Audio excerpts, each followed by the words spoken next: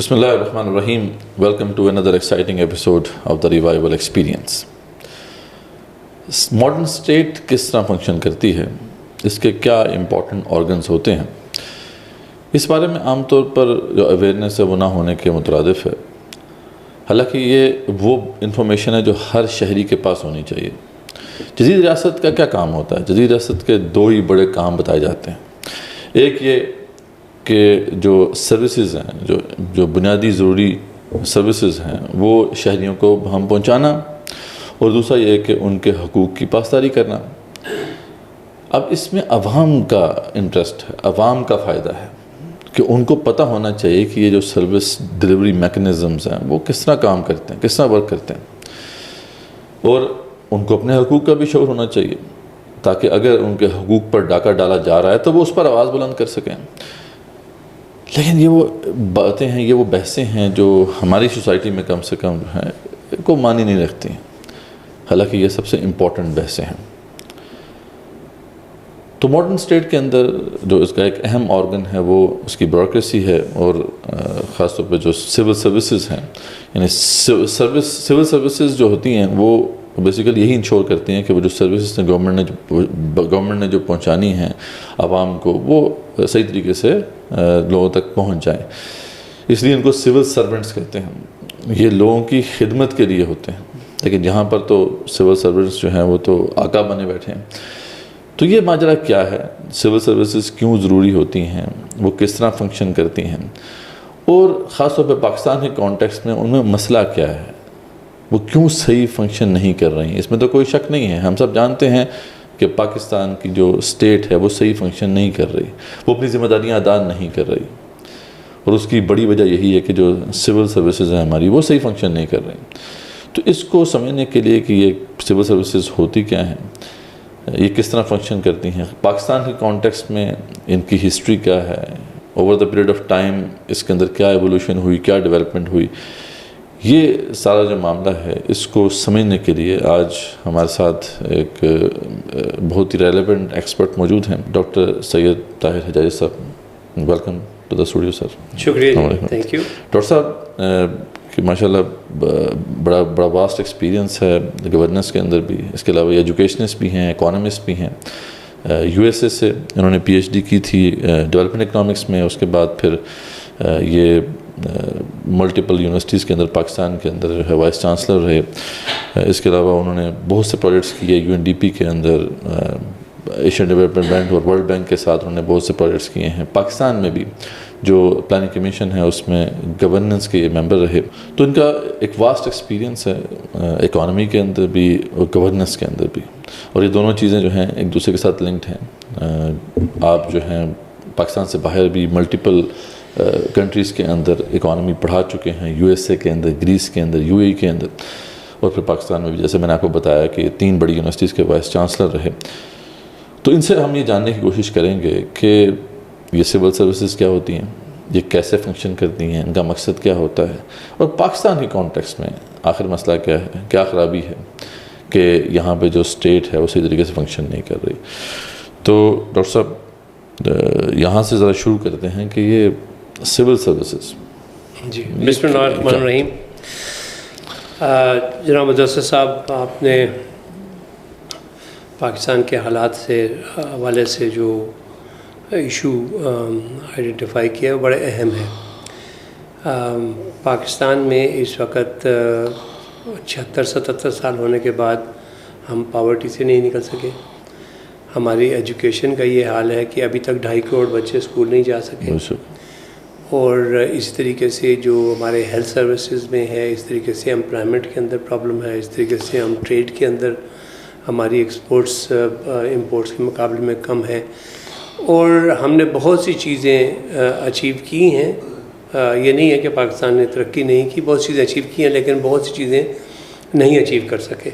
उसकी बहुत सी बुनियादी वजह है, जिसमें सबसे बड़ी वजह यह है कि हमने चीज़ों को प्रोफेशनली हैंडल नहीं किया। अभी मसला अहम ये है कि हमारा जो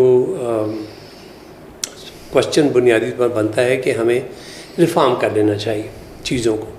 पहले सवाल जो आता है कि पाकिस्तान में रिफॉर्म की ज़रूरत क्यों है। ठीक।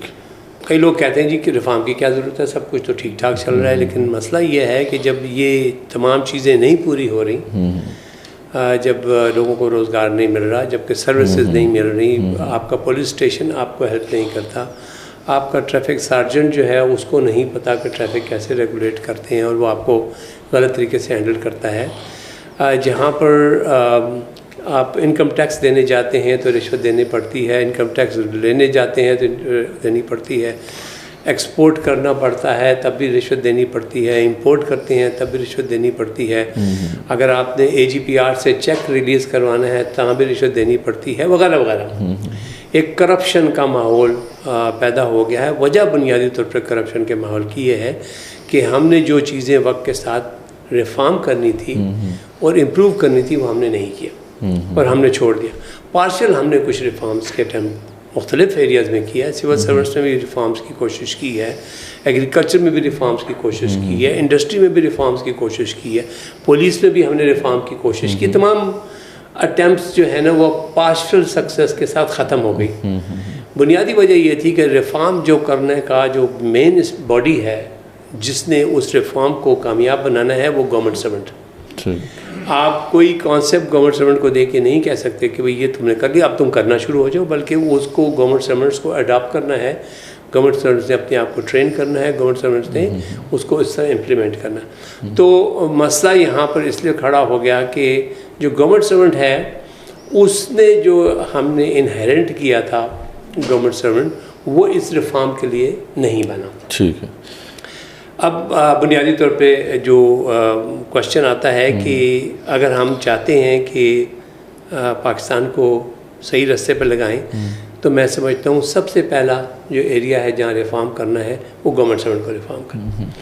अब आइए कि इससे पहले डॉक्टर साहब कि हम थोड़ा सा ज़रा ऑडियंस को ये भी बताएं कि ये जो गवर्नमेंट सर्वेंट्स हैं या सिविल सर्विसेज का स्ट्रक्चर है थोड़ा सा ब्रीफली उसका बता दें ताकि इनको सबको पता चल जाए कि ये मतलब सर्विसेज किस तरह काम करती हैं, फिर हम इंशाल्लाह रिफॉर्म की तरफ अगर जाएँ तो समझ में आएगा लोग। बिल्कुल, आपने बहुत अच्छा सवाल किया क्योंकि सबसे पहली अहम चीज़ है कि हुकूमत का स्ट्रक्चर क्या है।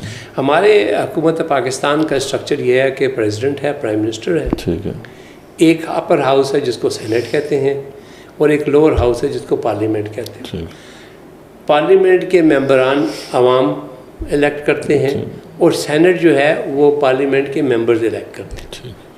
उसके बाद हमारी गवर्नमेंट का स्ट्रक्चर है जो परमानेंट स्ट्रक्चर है। ये पार्लियामेंट तो हर 5 साल के बाद नहीं आती है। एक गवर्नमेंट का स्ट्रक्चर जो परमानेंट स्ट्रक्चर है वो 34 मिनिस्ट्रीज़ हैं और उसके नीचे तकरीबन कुछ 43 के करीब डिविजन्स हैं और तकरीबन 200 फेडरल की बात करें, फेडरल, हाँ फेडरल गवर्नमेंट की बात कर रहा हूँ, हाँ मैं इस वक्त लिमिट कर रहा हूँ फेडरल को। और उसके नीचे तकरीबन 240 के करीब डिपार्टमेंट्स हैं जो मुख्तलिफ इश्यूज़ को हैंडल करते हैं। अब इसको गवर्न करने के लिए इस मिनिस्ट्रीज़ को और डिविजन्स को और डिपार्टमेंट्स को चलाने के लिए गवर्नमेंट सर्वेंट्स होते हैं। गवर्नमेंट सर्वेंट्स 3 किस्म के हैं। एक गवर्नमेंट सर्वेंट वो हैं जो कि CSS के एग्ज़ाम दे के आते हैं।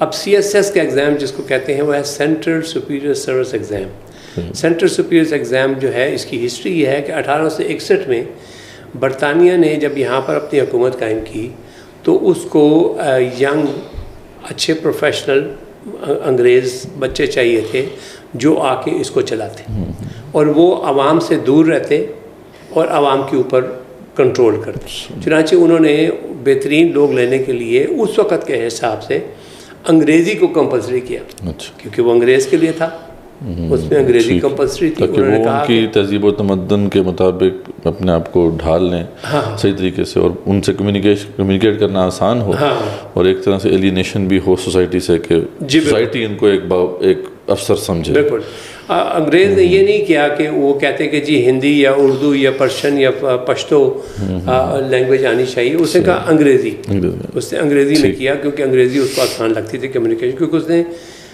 अंग्रेज़ गवर्नमेंट सर्वेंट के साथ कम्युनिकेट करना था और वो एक लेयर बनाना चाहते थे जो ऊपर की लेयर आपस में कम्युनिकेट कर सके अंग्रेज़ी के अंदर। नंबर 2 उन्होंने कहा हाईएस्ट क्वालिफिकेशन रख लेते हैं उस वक्त के हिसाब से। उस वक्त BA was the highest qualification, तो उन्होंने कहा BA इज़ रिक्वायर्ड, जैसे कम से कम BA किया हो। उसके बाद BA के लेवल का उन्होंने एग्ज़ाम डिज़ाइन किया और उसमें ज्योग्राफी और हिस्ट्री और बाकी तमाम चीज़ें लाई।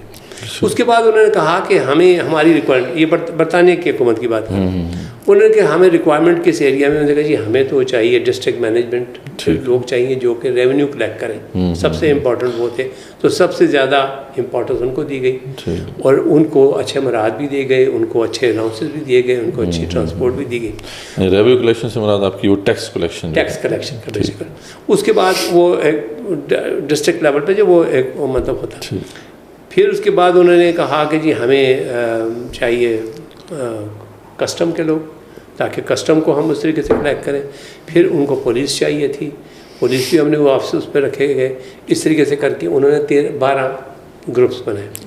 इन 12 ग्रुप्स में रेलवे भी शामिल था, क्योंकि उसमें railway was the only transport system जिसको वो इस्तेमाल करते। चुनांचे उन्होंने रेलवे को एक अलग महकमे के तौर पे किया, क्योंकि वो आपको मालूम है कि इंडो पाक के अंदर रेलवे बहुत लेंथ पे जाती थी, तो वो एक बड़ा नेटवर्क था जिसको नई ट्रैक्स भी डालते थे और साथ ही वो उनको ऑपरेट भी करते थे। इस तरीके से उन्होंने इंफॉर्मेशन का एक बनाया गया उस वक़्त के हिसाब से, इंफॉर्मेशन का जो था वगैरह।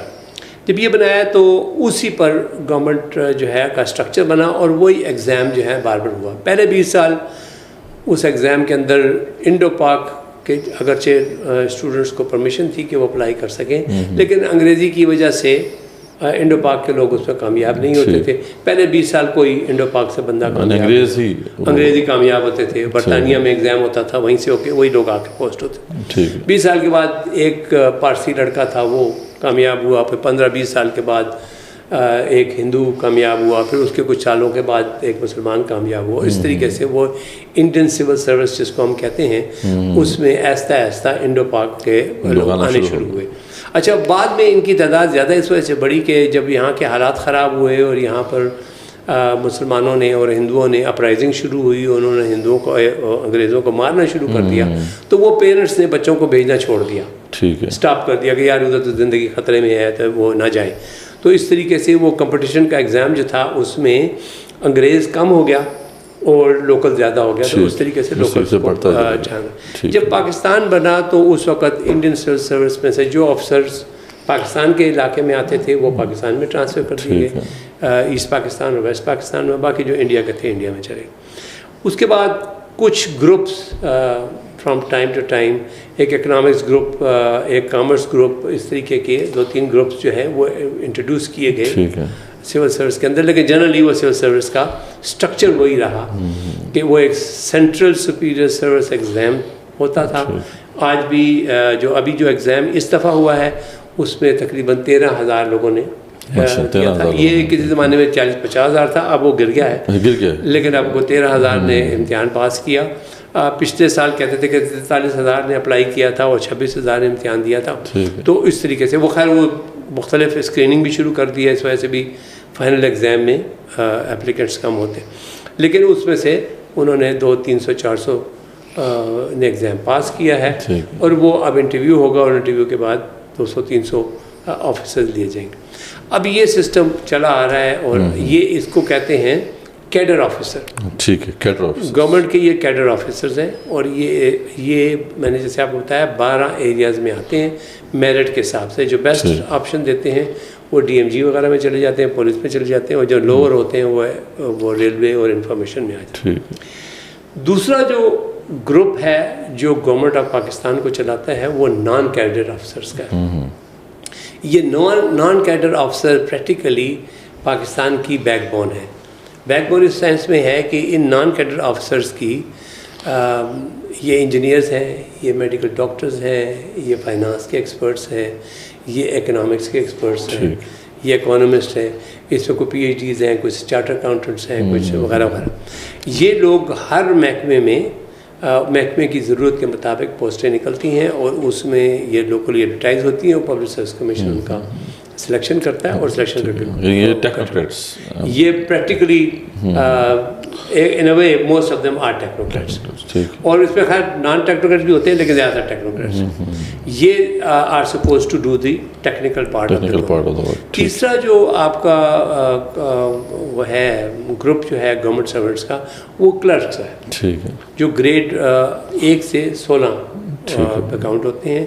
ये वो लोग हैं जो क्लरिकल काम करते हैं, जो फाइल बनाते हैं, फाइल रखते हैं, फाइलों को मेंटेन रखते हैं, ऑफिस में रखते हैं। इसमें नायब कासिद भी आ जाते हैं, इसमें नायब कासिद भी आते हैं। हाँ जी, बिल्कुल, सारे जितने भी क्लर्क्स, कासिद, नायब कासिद से लेके ये ऊपर तक आए। और इसमें इलेक्ट्रीशियन भी आ जाते हैं, इसमें प्लम्बर भी आ जाते हैं, और इसमें मुख्तलिफ वो है इसको सफाई करने वाला और स्वीपर भी आ जाते हैं, ड्राइवर भी आ जाते हैं।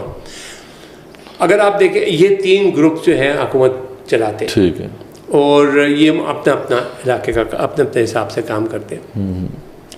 अब बेसिकली अगर आप देखें तो 3% जो है वो CSS के लोग हैं, सिर्फ 3%, सिर्फ 3% जो इस वक्त गवर्नमेंट के अंदर है। ब्लेम करते हैं सारा जो काम खराब किया वो ब्यूरोक्रेट्स ने किया बेसिकली, लेकिन वो 3% है। हाँ, लेकिन वो एक रूलिंग स्टेटस में होते हैं। बाकी जो है 12% ये टेक्नोक्रेट्स, ठीक हो गया, और ये वाले नॉन कैडर ऑफिसर्स हैं, और 85% जो है क्लर्क्स। 85% क्लर्क्स। अब प्रॉब्लम ये है कि 85% क्लर्क्स का मसला ये है कि प्रैक्टिकली जो रिटन वर्क सारा है वो सारा जो है ना क्लरिकल स्टाफ का, ठीक है, वो ग्रेड 1 से लेके ग्रेड 16 तक के जो ऑफिसर्स हैं वो ये चीज़ करते हैं। फाइल बनानी है, फाइल को आगे मूव करना किसी हद तक, हाँ, किसी हद तक साइन लेने हैं, सिग्नेचर्स लेने हैं, सारा कुछ। सेक्शन ऑफिसर्स कुछ काम करते हैं, वरना बाकी चीज़ जो है ये ऊपर जो सीनियर लेवल तक ये लोग पहुँचाते हैं।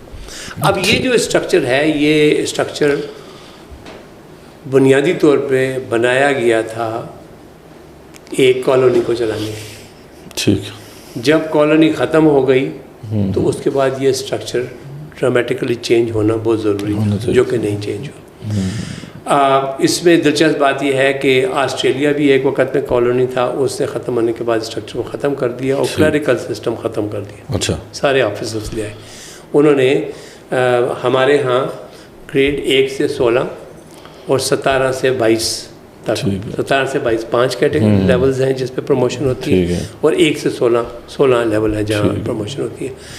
बरतानिया ये ऑस्ट्रेलिया ने 1 से 12 का एक स्ट्रक्चर बना लिया कि जूनियर ऑफिसर जो है वो एक लेवल पे आएगा, वो बढ़ते बढ़ते 12 लेवल तक जाएगा। और उसको बढ़ने के लिए जिस तरह हमारे पाक आर्मी के सिस्टम में है कि आप प्रमोशन एग्ज़ाम देने से पहले आपने ये ट्रेनिंग कोर्सेज करने हैं, और इन ट्रेनिंग कोर्सेज के लिए क्वालिफाई करने के लिए आपने मज़ीद छोटे 5 या 4 मुख्तलिफ ट्रेनिंग कोर्स करने हैं। एक स्ट्रक्चर बनाया जिससे कि एक जो यंग ऑफिसर है वो मुख्तलिफ कोर्सेज करके क्वालिफाई करके हायर लेवल पे subject to the performance as well as the development, यानी जो उसकी जो उस फील्ड के अंदर एक डेवलपमेंट भी हो, ट्रेनिंग उसने की हो जी, तो उसकी परफॉर्मेंस के ऊपर डिपेंड करता है, हर टेस्ट उसे क्वालिफाई करना। तो जितने भी ऑस्ट्रेलिया के अंदर है वो ये है कि अगर आपने किसी को मिसाल के तौर पे इंचार्ज बनाना है कैफेटेरिया का एज अ गवर्नमेंट सर्वेंट, तो उसने वो कोर्स का ज़रूर किया हो जो कि कैफेटेरिया मैनेजमेंट है। तो वो इस तरीके से हर चीज़ का, अगर फ़र्ज़ करो उसने कोई ड्राफ्टिंग करनी तो ड्राफ्टिंग का कोर्स किया हो, अगर उसने कोई IT का काम करना है तो IT का कोर्स, तो वो हर जगह पे लेवल पे कोर्सेज हैं। किसी किस्म की प्रमोशन से पहले वो कोर्सेज क्वालिफाई करना चाहिए, जो कि हमारे सिस्टम में नहीं है। अच्छा, हमारे सिस्टम में ऐसी कोई चीज़ नहीं है। हमारे सिस्टम में 2005 तक 2003 तक ड्यूरिंग द सर्विस CSS के ऑफिसर्स जो थे उनकी एक ट्रेनिंग होती थी, सिर्फ एक 4-6 महीने पूरे टेन्योर में, पूरे टेन्योर में जो 35 से 38 साल की सर्विस थी उसमें एक मिड टर्म, वो जेनेरिक थी, मतलब एक उनकी स्टार्ट में होती थी और एक दरमियान में होती थी। फिर मुशर्रफ गवर्नमेंट ने इस ट्रेनिंग को बढ़ा के 1 से 3 कर दिया। अब वो 3 लेवल पे उसको ट्रेनिंग होती है। वो ग्रेड 18 से 19, 19 से 20 और 20 से 21 की प्रमोशन के लिए ट्रेनिंग होती है। और मतलब अच्छा, उसमें भी थोड़े से बहुत बड़ा अभी भी फ्लॉ ये है कि बुनियादी तौर पे तो मकसद ये था कि इन ट्रेनिंग से क्वालिफाई करने वाले प्रमोट हों, लेकिन अभी तक उस ट्रेनिंग के सिस्टम के अंदर क्वालिफिकेशन का कॉन्सेप्ट नहीं है। अगर 10-100 बंदे आए हैं ट्रेनिंग के लिए तो 100 ही क्वालिफाई कर लेते हैं। तो वो उसमें सिस्टम में बड़ा फ्लॉ है और वो इम्प्रूव करने वाली बात। लेकिन एनीवे वो एक ट्रेनिंग से 3 ट्रेनिंग पे चला गया।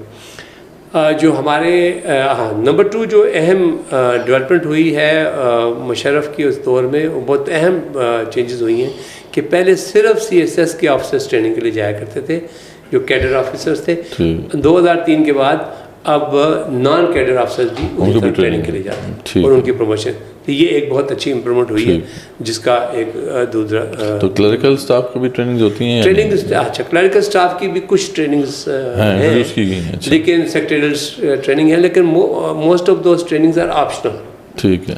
तो वो बेसिकली वो ट्रेनिंग आमतौर पे प्रमोशन में उसको कंसीडर नहीं, कोई ज़्यादा इसका रोल नहीं है जिसमें, लेकिन बाद जगहों पे उसकी थोड़ी बहुत है, लेकिन वो कोई वेल डिफाइंड किस्म के कोर्सेज नहीं है जिसके ऊपर वो कहेंगे जी अब यहाँ से यहाँ। तो वो हमारा, लेकिन इंटरेस्टिंग बात यह है कि जहाँ ऑस्ट्रेलिया में 100% गवर्नमेंट जो है वो डिपेंड करती है ऑफिसर्स पे, पाकिस्तान में सिर्फ 15% ऑफिसर्स हैं और 85% ये बड़ी शॉकिंग एक रेवोल्यूशन है कि अच्छा बिल्कुल 85% क्लर्क्स पाकिस्तान चला रहे हैं। जी, पाकिस्तान चला रहे हैं। और ये आपने कहा कि ऑस्ट्रेलिया में 0% है, यानी वहाँ पे 100% अब ऑफिसर्स हैं। ऑफिसर्स हैं, वो जूनियर ऑफिसर्स हैं। और बाकी जो डेवलप्ड कंट्रीज हैं वहाँ पे क्या है? देखिए, इसमें जो सबसे इम्पोर्टेंट चीज़ ये है कि जो कॉमनवेल्थ कंट्रीज थी, ठीक है, उनमें एक किस्म के ब्यूरोक्रेटिक स्ट्रक्चर था सिमिलर किस्म के, जो कीनिया है और वो है न्यूजीलैंड वगैरह। इन तमाम कंट्रीज़ ने अपने एडमिनिस्ट्रेटिव सेटअप को रिवाइज करके नए तरीके से बना लिया। इसमें इंडिया ने कोई रिवीजन मेजर नहीं की, बांग्लादेश में कोई मेजर रिवीजन नहीं हुई और पाकिस्तान में रिवीजन नहीं। तो फिर वहाँ इंडिया में क्यों ये सही काम कर रहा है? थोड़ा बहुत इंडिया में कोई सही काम नहीं कर रहे।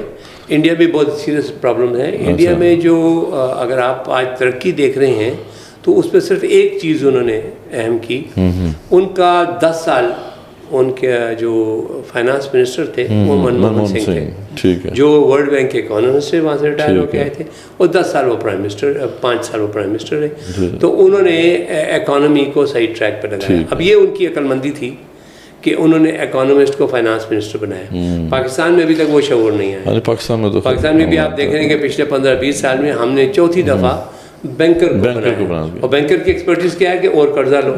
तो अभी कल तो हमने कर्जे तो लेने हैं ना जी। हाँ, कर्जे ही लेने हैं ना, कर्जे लेने। आपको नहीं, मतलब ये ना कि अगर आप फाइनेंस मिनिस्टर इकोनॉमिस्ट लाएंगे तो वो प्लानिंग करेगा जहाँ से मुल्क के अंदर से इकोनॉमी के रिफॉर्म्स की तरफ जाएगा, रिसोर्सेज जनरेट होंगे। अगर आप बैंकर लाएंगे तो वो तो मुल्क के रिसोर्सेज की तरफ देखता ही नहीं ना, वो तो बैंकों को देखता है। तो चुनांचे अब ये है कि उसने हाल ही में, अगर आपने सुनो परसों वो खबर आई कि जी अब IMF से $6 बिलियन का और कर्जे के बारे में एग्रीमेंट हो रहा है, उस पर चल रहे हैं। IMF से जब हम $6 बिलियन कर्जे की बात करेंगे तो इसका मतलब है कि दुनिया के सैकड़ों बैंक जो है ना, हमें 50-60 बिलियन जो है ना कर्जा देने को तैयार हो जाएंगे। और इसका ये मतलब नहीं कि हम पे फेवर करने आए। कर्जा देना एक बिजनेस है, कर्जा देना एक बिजनेस है, कर्जा लेना बिजनेस नहीं है। कर्जा देना एक बिजनेस है। IMF के पास अगर 10 बिलियन पड़े हुए हैं तो IMF की सख्त ख्वाहिश है कि 1 बिलियन पाकिस्तान को दे दे, ठीक, कि भाई उसका 1 बिलियन तो निकले ना, 9 बिलियन का हमें देखना पड़ेगा। तो ये बैंक जो है ना अपने पैसे को, ये जब बैंक कर्जा देते हैं तो इन्होंने एक्चुअली सेल की होती है। तो ये कोई ऐसी बात नहीं है कि पाकिस्तान वो जी IMF नहीं दे रहा और IMF हमें पकड़ रहा है, वो एंड सो ऑन, ये सोच रहे हैं कि शायद IMF हम पे एहसान कर रहा है। IMF हम पे एहसान नहीं कर रहा, हम IMF एहसान करें कि हमने उसके ऊपर अल्लाह को खफा करके सूद देंगे और वो फ़ायदा उठाएंगे, वो सूद से कमाई करेंगे। आपने कहा कि इंडिया में मनमोहन सिंह जो फैक्टर है वो उसने डिफरेंस डाला है। बिल्कुल बिल्कुल, मनमोहन सिंह से पहले इंडिया का हालात बहुत ख़राब। और अभी भी आप कह रहे हैं कि सिविल सर्विसेज वहाँ पे भी रिफॉर्म की ज़रूरत है। वहाँ देखिए, मनमोहन सिंह बस खुद सिविल सर्वेंट था। अच्छा। उसके बाद वो इकोनॉमिस्ट था, आपके वर्ल्ड बैंक में चला गया, वापस आया, ही अंडरस्टूड इट। उससे सिविल सर्वेंट को वो स्टेटस पे रखा जहाँ पर उसको रखना चाहिए था। इंडिया की जितने भी, और मैंने आपसे शायद शेयर किया था कि मैं जब PhD करने गया था तो मेरे साथ 13 जो इंडिया से डिप्टी कमिश्नर PhD कर रहे थे। तो मैंने उनसे पूछा कि भाईजान आप लोग PhD करने क्यों आ गए हो, आप तो सिविल सर्वेंट पहले ही हो। उसने कहा जी इंडियन गवर्नमेंट ने ये प्लान कर लिया है कि फ्यूचर में जो भी सीनियर लेवल पे लोग होंगे वो क्वालिफाइड लोग लगाए जाएंगे। अच्छा। हम अगर PhD नहीं करेंगे तो हमारी प्रमोशन तो ये रिफॉर्म्स तो हुई, फिर इसका मतलब वहाँ पे उन्होंने ये रिफॉर्म एनेबल किया जी, एनेबल किया। अब वो लोग मिसाल करते वो जो थे विवेक और शर्मा और निंदा और कविता और ये सारे जो मेरे क्लास फेलो थे, वो इंडिया के बहुत से मेजर ऑर्गेनाइजेशंस को हेड करते थे जहाँ इकनॉमिक डिसीजन होते थे। पाकिस्तान में मैं भी उनका क्लास फेलो पाकिस्तान में आया हूँ, लेकिन हुकूमत पाकिस्तान ने मुझे किसी जगह पे नहीं सोचा, क्योंकि मैं इकोनॉमिस्ट था, ब्यूरोक्रेट नहीं था। तो यहाँ पर बेसिकली बुनियादी तौर पर हायरिंग के लिए सिविल सर्वेंट होना ज़्यादा इंपॉर्टेंट। एनीवे, तो इंडिया के अंदर जो तब्दीली आई है वो आई है, लेकिन इंडिया की जो ये तब्दीली है इसमें एक और बड़ा इंपॉर्टेंट फैक्टर ये है जो हमारे पाकिस्तान में एक नेगेटिव फैक्टर रहा है। हमने भुट्टो का जिस वक्त आया तो उस वक्त जो शोशापुरा का 22 खानदान खा गए, 22 खानदान खा गए, वो हमने और हमने 22 खानदानों का गला दबा दिया। हमने बुनियादी तौर पे प्राइवेट सेक्टर की इंडस्ट्री को खत्म कर दिया। नेशनलाइजेशन इंडिया के अंदर प्राइवेट सेक्टर ही आज सब कुछ है। सही बात। आज जो कुछ भी है वो प्राइवेट सेक्टर है। आपकी जितनी भी आईटी की इंडस्ट्री है, मैं आईटी के कुछ लोगों से मिल रहा था, किसी कॉन्फ्रेंस में अमेरिका में मुलाकात हुई, तो मैंने आईटी के हेड्स थे वहाँ बैठे हुए थे, गूगल वगैरह के, उनसे मैंने जिक्र किया, मैंने कहा कि यार आपकी गवर्नमेंट ने आपको बहुत हेल्प की कि आप इतने एस्टेब्लिश हो गए। उन्होंने आगे से कहा हमें गवर्नमेंट ने हेल्प नहीं की, हमने ये सारा आईटी का डेवलप किया और गवर्नमेंट अब अपना वो ले रही है, क्रेडिट ले रही है। और बेसिकली इंडिया के अंदर इन्होंने आईटी को फैसिलिटेट सिर्फ किया, इस हद तक फैसिलिटेट किया कि जिस तरह पाकिस्तान में आईटी की फर्म है, वो अगर बाहर अकाउंट खोलना चाहती है तो उसको 10 किस्म की आपने फॉर्मेलिटीज़ में डाल दी है। उसने $10,000 बाहर भेजने हैं तो उसको आप बैंक के 25 चक्कर लगवाते हैं। आप आज पाकिस्तान में किसी कंपनी का अकाउंट खोलने जाएं, वो 26,000 किस्म के फॉर्म आपके आगे रख लेगा। तो पाकिस्तान में बुनियादी तौर पे हमने अपने सिस्टम को बहुत कॉम्प्लिकेटेड बना दिया, और ये सारा सिस्टम क्यों कॉम्प्लिकेट हो गया कि हम रिफॉर्म नहीं कर सके। हमने जो सोसाइटी को रिफॉर्म करना था, हमने रिफॉर्म का प्रोसेस रोका हुआ है और वो आगे चल नहीं रहा। तो ये स्ट्रक्चर था। इस पे तो सेपरेट हम प्रोग्राम करेंगे कि ये जो भुट्टो की नेशनलाइजेशन की जो पॉलिसी थी उसके कितना नुकसान हुआ। ठीक है जी हाँ। तो ये तो हो गया स्ट्रक्चर, हमारे सामने आपने बड़ी तफसील से बता दिया कि किस तरीके से इसकी over the period of time evolution हुई और यहाँ तक हम पहुँचे। हम अब आगे चलते हैं जिसको आपने छेड़ा था, जिस मसले को कि रिफॉर्म्स की ज़रूरत है। ये तो अब आपने बता दिया कि हर बच्चा देख सकता है कि यहाँ पे रिफॉर्म्स की ज़रूरत है, लेकिन गवर्नेंस रिफॉर्म्स क्यों जरूरी है? क्योंकि आप अक्सर ये बात करते हैं कि गवर्नेंस रिफॉर्म्स होने चाहिए। जी। तो ये क्या है, यानी ये पर्टिकुलर जो डोमेन है जिसको आप हाईलाइट करते हैं, इसकी ज़रूरत क्यों है? अच्छा, अब इस तरह है कि इंसान की जो बॉडी है सारी वो दिल से चलती है। ठीक है। अगर दिल हेल्दी है तो सारी बॉडी हेल्दी है। गवर्नमेंट की जो एक्टिविटी है वो सारी चलती है गवर्नमेंट सर्वेंट्स। ठीक है। अगर आप एग्रीकल्चर में रिफॉर्म लाना है तब आपको गवर्नमेंट सर्वेंट की ज़रूरत है। अगर आपने सिविल एविएशन में रिफॉर्म लाना है तो गवर्नमेंट सर्वेंट की ज़रूरत है। किसी भी एरिया में अगर आपने एग्रीकल्चर में रिफॉर्म लाना है तो गवर्नमेंट सर्वेंट की ज़रूरत है। तो एक्चुअली गवर्नमेंट सर्वेंट इंस्ट्रूमेंटल है किसी भी रिफॉर्म को सक्सेस का। जो कोई गवर्नमेंट आती है, पॉलिटिकल गवर्नमेंट आती है, हम आप रिपीटेडली देखते हैं गवर्नमेंट्स आती हैं और गवर्नमेंट्स के लीडर्स के बहुत अच्छे ख्यालात के बावजूद वो फेल हो जाती हैं। अगर आप उसको डीप डाउन अगर स्टडी करना चाहें, जो हम जनरली नहीं समझते और हम हमेशा सियासतदानों को ब्लेम करते हैं, तो हमें पता चलता है कि एक्चुअली जो सियासतदान कहना चाहता है, इम्प्लीमेंट करना चाहता है, वो गवर्नमेंट सर्वेंट इम्प्लीमेंट नहीं कर सकता, या नहीं कर सकता या नहीं करता। इमरान खान को भी ये बड़ी शिकायत थी, उसको भी शिकायत थी और हर आने वाले को शिकायत बुनियादी तौर पर। अच्छा, अब मसला ये है कि क्यों नहीं करता, इसके ऊपर बुनियादी तौर पे एक सबसे बड़ा अहम जो नुक्ता है वो ये है, और हमेशा ये होता है कि हम ब्लेम जो है सियासतदान पे डालते हैं। अब देखें, हुआ ये है कि पिछले 76-77 साल के अंदर चूँकि गवर्नमेंट के जो मशीनरी थी उसके ऊपर कुछ चेक नहीं रहा, क्योंकि कोई स्टेबल गवर्नमेंट नहीं रही, पॉलिटिकल गवर्नमेंट स्टेबल नहीं थी, वक्तन फ़क्तन टूटती फूटती रही एंड सो ऑन मुख्तलिफ वक्त। इस वजह से वो जो गवर्नमेंट सर्वेंट्स थे वो वक्त के साथ स्ट्रांग हो गए।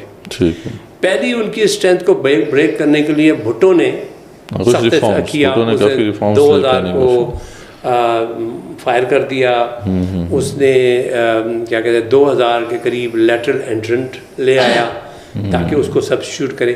लेकिन ये सारे जो मेजर्स थी ये हाफ हार्टेड किस्म के मेजर्स थे। तो एक्चुअल जो गवर्नमेंट के अंदर रिफॉर्म आना था वो रिफॉर्म नहीं आया। उसने गवर्नमेंट की स्ट्रेंथ को वीकन करने की कोशिश की। नंबर 2 सिचुएशन आई जबकि ये आपका मुशर्रफ की गवर्नमेंट, मुशर्रफ के बाद चांस मिला, वहाँ भी वही क्वेश्चन उठा। उसने भी गवर्नमेंट सर्वेंट को कमज़ोर करने की कोशिश की। उसने डिप्टी कमिश्नर का नाम चेंज कर दिया। उसने कहा जी अब नाजिम जो होगा वो डिप्टी कमिश्नर का बॉस होगा। वो चूँकि लोकल गवर्नमेंट का सिस्टम जो है वो एस्टेब्लिश नहीं हुआ था, इस वजह से वो सिस्टम भी सही तरीके से फंक्शन नहीं कर सका, वो ब्रेक कर गया।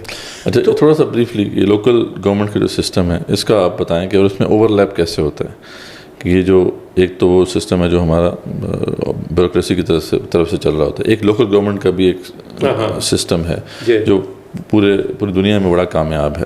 थोड़ा सा ब्रीफली ज़रा बता दें ताकि सब देखिए जी लोकल गवर्नमेंट पता चल सके। हाँ जी, लोकल गवर्नमेंट का जो देखिए हमारी जिस तरह गवर्नमेंट होती है तो एक सेंटर है, प्रोविंस है, डिस्ट्रिक्ट है और फिर यूनियन काउंसिल, इस तरीके से एडमिनिस्ट्रेटिवली डिवाइड किया हुआ है।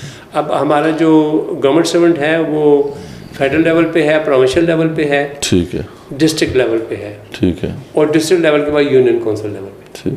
नॉर्मली जो यूनियन काउंसिल लेवल पे है वो असिस्टेंट कमिश्नर लेवल का बंदा यूनियन काउंसिल लेवल को हेड करता है, डिप्टी कमिश्नर लेवल का बंदा डिस्ट्रिक्ट को हेड करता है। तो जो यूनियन काउंसिल लेवल है उसके अंदर जो दूसरा डिस्ट्रिक्ट में जो है वो है इलेक्टेड बॉडी, जिससे आपके फेडरल गवर्नमेंट में पार्लियामेंट इलेक्ट होती है, प्रोविंशियल गवर्नमेंट में प्रोविंशियल गवर्नमेंट इलेक्ट होती है, इसी तरीके से डिस्ट्रिक्ट लेवल पे डिस्ट्रिक्ट गवर्नमेंट इलेक्ट होती है और यूनियन काउंसिल में यूनियन काउंसिल इलेक्ट होती है। वो जो इलेक्शन का प्रोसेस है वो पाकिस्तान में बहुत ब्रेक हो के आता रहा है। अब जो इलेक्शंस हुए हैं मतलब इस्लामाबाद का नाजिम था पहले, अभी मुझे एग्जैक्टली मालूम नहीं कि क्या पोजीशन है, लास्ट टाइम तो नहीं हो सके ना, नहीं हो सके इलेक्शन, वो पहले नाजिम रहा है 5 साल, मेंबर्स रहे हैं। लेकिन प्रॉब्लम क्या किया है कि उनको जिस तरह फेडरल गवर्नमेंट के MNAs जो हैं उनको आप फंड दे देते हैं या प्रोविंशियल गवर्नमेंट में फंड होते हैं, डिस्ट्रिक्ट गवर्नमेंट में भी आपको फंड देने हैं लेकिन वो आप देते नहीं, और वो प्रोविंशियल गवर्नमेंट वाले ही फंड इस्तेमाल करते हैं यूनियन से। चुनांचे वो इलेक्टेड तो होते हैं लेकिन वो बगैर हथियार के होते हैं। यूँ समझिए कि वो एक सिपाही है जिसके पास बंदूक नहीं है, लेकिन आप उसको जंग पे भेज देते हैं कि जाओ जाओ। तो वो हमारा जो डिस्ट्रिक्ट इवन की डिस्ट्रिक्ट लेवल पे जो ऑफिसर्स हैं वो इस सिलेक्टेड बॉडी के मातहत होंगे? नहीं, ये हमारे सिस्टम के अंदर तो मातहत नहीं है। अच्छा, नहीं, पैरेलल है।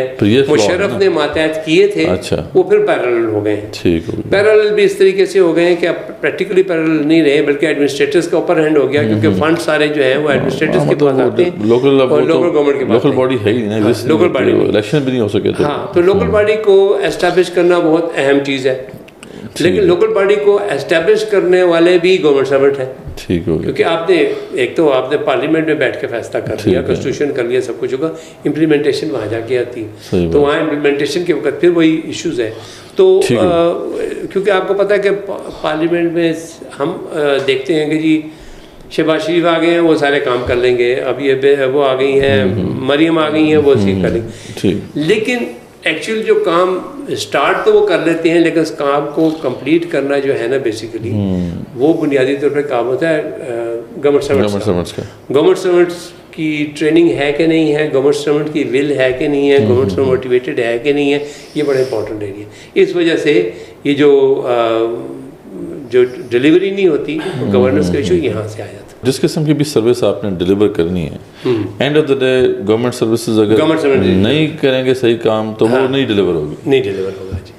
बिल्कुल यही है ना, क्योंकि एक्चुअल डिलीवरी, एक्चुअल प्रोसेसिंग वो तो सिर्फ गवर्नमेंट सर्वेंट के पास है। तो वो आप सियासतदान खड़ा होकर कोई भी तकरीर कर ले, उसकी तकरीर के बाद वो जो आएगा तो उसे गवर्नमेंट सर्वेंट को कहना है अब तुम इम्प्लीमेंट करो। लेकिन ये भी तो कहा जाता है ना कि अगर ऊपर इलेक्टेड बॉडी है तो वो इनको अकाउंटेबल ठहरा सकती है। हाँ, ये बहुत अच्छी आपको वो है। एक्चुअली हुआ ये है कि ओवर द लास्ट 3-4 डिकेड्स में 2 प्रॉब्लम्स हुए हैं। ठीक है, एक प्रॉब्लम तो ये है कि पॉलिटिकल गवर्नमेंट चूँकि स्टेबल नहीं रही, कभी 5 साल पूरे हुए, कभी 4 साल पूरे हुए, तो कभी क्या हुआ, स्ट्रांग नहीं हो सके, वो कभी इतने स्ट्रांग नहीं हो सके कि इनके ऊपर दबाव डाल सके, इनको डिसिप्लिन कर सके, बल्कि ये ही उनको डिसिप्लिन करते रहे। ठीक है। नंबर 2, गवर्नमेंट सर्वेंट्स ने भी इस सिचुएशन को अंडरस्टैंड करते हुए अपनी पोजीशन को स्ट्रांग कर दिया, ठीक है, और उन्होंने सियासतदानों को दबाना शुरू कर दिया।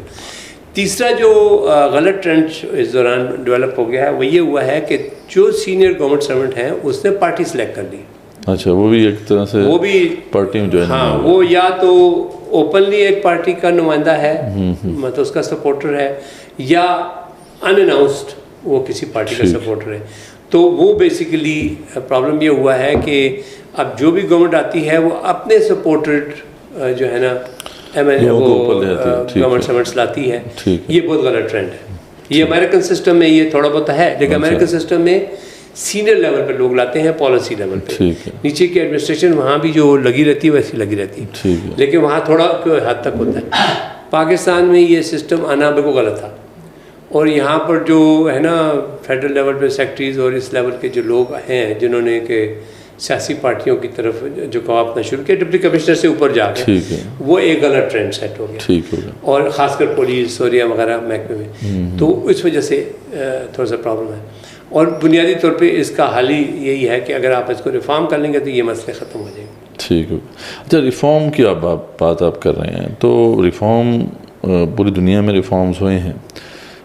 पाकिस्तान का भी हम देखते हैं कि 75 साल हो गए हैं, तो इतने अरसे में किसी ने भी कोशिश नहीं की रिफॉर्म करने की, या ये कि रिफॉर्म की कोशिश हुई लेकिन वो नाकाम हो गई। हाँ जी, बिल्कुल, बड़ा सही बात की। मैंने एक्चुअली इसके ऊपर, चूँकि मेरा इंटरेस्ट बहुत यंग एज से था, मेरे वाले साहब गवर्नमेंट में थे और शाम को डाइनिंग टेबल पर बैठ के कोई ना कोई इशू डिस्कस करते थे। तो मैं को 5 साल का था, तो मुझे उस वक़्त भी इश्यूज़ की समझ आई। तो सारी ज़िंदगी इकनॉमिक्स पढ़ने के साथ जहन में ये था कि यार इन मसलों के हल क्या हैं।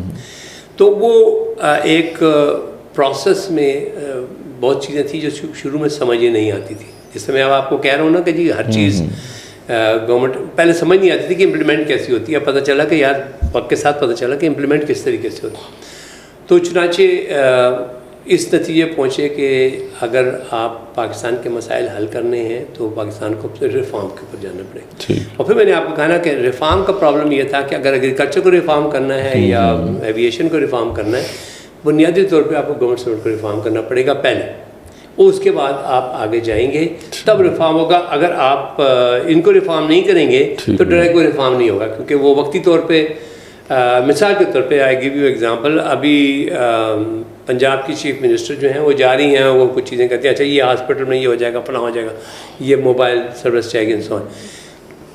आज ये चीफ मिनिस्टर चेंज हो जाए, कल वो गाड़ियाँ सारी खड़ी हो जाती हैं। ठीक है, ऐसे होता है।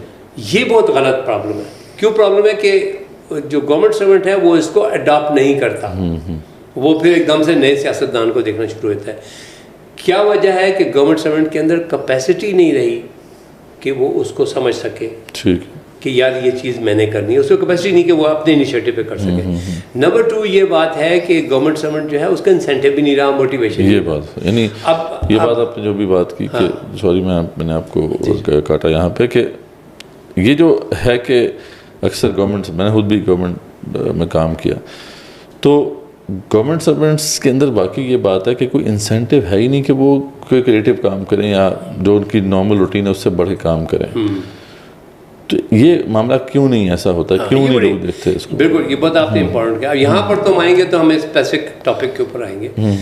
देखिए जी, आप काम जब करते हैं तो आपके ज़हन में रिवार्ड या पनिशमेंट होनी चाहिए। ठीक, आप नमाज पढ़ते हैं तो रिवार्ड एंड पनिशमेंट के बगैर नहीं, पढ़ेंगे तो रिवार्ड मिलेंगे, नहीं करेंगे तो पनिशमेंट मिलेगी, वरना अदरवाइज मुझे आप ये बताएं करने की जरूरत क्या है, क्या ज़रूरत है नमाज पढ़ने की। मैंने एक मुझे याद है एक नॉन मुस्लिम था, उसने कहा कि अच्छा तुम मुसलमान हो तो मैं अगर मुसलमान होना चाहूँ तो क्या करूँगा? तो मैंने कहा ये होगा वो होगा, तुम्हें नमाज़ पढ़नी होगी।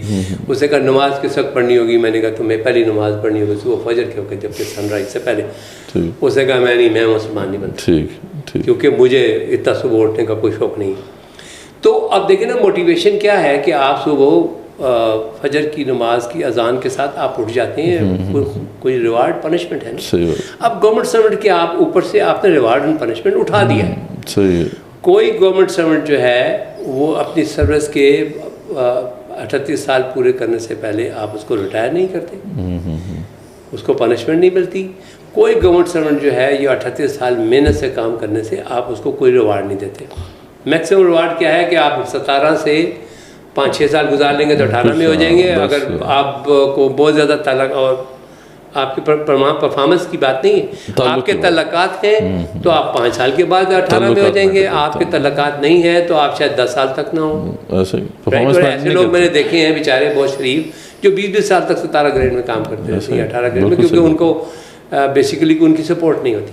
तो ऐसा सिस्टम जिसके अंदर इंसाफ नहीं है, जिसमें प्रमोशन के लिए क्वालिफिकेशन नहीं देखी जाती, तल्लकात की बुनियाद पे होता है, वहाँ मोटिवेशन ख़त्म हो जाती है। तो इस वजह से गवर्नमेंट सर्वेंट के अंदर मोटिवेशन नहीं है। अब बात बेसिकली ये है कि ये मोटिवेशन लाई कहाँ से जाए, जिसके ऊपर हम एक अलग प्रोग्राम जो हमें करना है वो है परफॉर्मेंस वैल्यूएशन पे, कि जहाँ पर उसके बगैर सिस्टम नहीं चलता। तो एनीवे, तो रिफॉर्म की जो ज़रूरत है वो ये इसी किस्म की चीज़ें हैं कि आपने बैठ के सोचना है और देखना है कि हम क्या करें तो रिवार्ड एंड पनिशमेंट आ जाएगा, तो उससे लोग जो है ना वो काम करना शुरू इसी पे आ जाते हैं कि अब परफॉर्मेंस वैल्यूएशन पे हम इंशाल्लाह सेपरेट प्रोग्राम करेंगे। जी बिल्कुल। कि ये आपने कहा ना कि परफॉर्मेंस वैल्यूएशन सिस्टम है, या इस वक्त जो भी रूल्स हैं यानी वो गवर्न कर रहे हैं ना इस पूरे स्ट्रक्चर को, उन रूल्स में हमें तब्दीली करनी होगी, या ये रूल्स तो ठीक है, क्योंकि पाकिस्तान में अक्सर जब हम बहस करते हैं तो वो लोग कहते हैं कि जी लेजिस्लेशन भी ठीक है, रूल्स भी सही हैं, लेकिन वो रूल्स इम्प्लीमेंट नहीं होते। जी बिल्कुल। बस जो ब्यूरोक्रेट्स हैं वो ये कहते हैं कि रूल्स की इम्प्लीमेंटेशन का इशू है, रूल्स का मसला नहीं है। क्या ऐसी बात है, या रूल्स के अंदर भी हमें जो है कुछ चेंज करना होगा? आपने बड़ी अहम बात की। अब देखें, बड़ी इंटरेस्टिंग 2-3 एग्जांपल बड़ी मज़ेदार हैं। एक एग्जांपल वो थी, मैंने देखी कि हम आमतौर पे क्लेम करते हैं कि पाकिस्तानी बहुत गंदे हैं, सड़क पे गन डालते हैं वगैरह वगैरह। अमेरिका में मैं एक दिन एक पार्क में गया बच्चों को लेके, वो वहाँ पर कोई फेस्टिवल चल रहा था, तो हम गए तो पार्क खाने पीने के वो पेपर से लिटर हुआ था, और 1-2 बंदे थे जो उठा रहे थे, लेकिन पार्क गंदा था और लोग बहुत ज़्यादा थे। तो मैं देखा हर तरफ गंद देख के मैंने कहा यार ये क्या अजीब सा कैसे, हम तो कहते हैं अमेरिका बड़ा साफ है। वो अगले दिन कोई मेहमान आ गए तो उनको मैंने कहा कि हम गए थे वो पार्क, बड़ा मज़ेदार पार्क है, तो कल तो था इवेंट आज वैसे, तो उन्होंने कहा यार हमें ले जाएं उस पार्क। तो मैंने जगह बताई समंदर के किनारे, उन्होंने कहा हमें ले जाएं। अगले दिन मैं गया तो वो पार्क जो था ना इतना क्लीन था जैसे कि टेबल, पूरा पार्क, किला था, सब कुछ था। अब बात ये है कि अमेरिका में जो एडमिनिस्ट्रेशन है, वो जो लोग वहाँ गन डाल रहे थे ना, वो मेरी तरह उठ के चले गए। ठीक है ना, वो उन्होंने पार्क साफ नहीं किया। जो एडमिनिस्ट्रेशन थी उसने बाय नेक्स्ट मॉर्निंग वो कर दी। तो बुनियादी तौर पे पाकिस्तान में अगर गटर बंद है, पाकिस्तान में अगर फर्ज करो सड़कों पे सैलाब से पानी आ जाता है, पाकिस्तान में अगर कूड़ा नहीं उठाया जाता, पाकिस्तान में गली गली कूड़ा पड़ा हुआ है, या पाकिस्तान के अंदर ट्रैफिक का प्रॉब्लम है, ये सारा क्यों हो रहा है? इस वजह से 2 वजह से। नंबर 1 मोटिवेशन नहीं काम करने की, नंबर 2 क्वालिफिकेशन नहीं है काम। ठीक है, हर चीज़ काम करने की क्वालिफिकेशन चाहिए।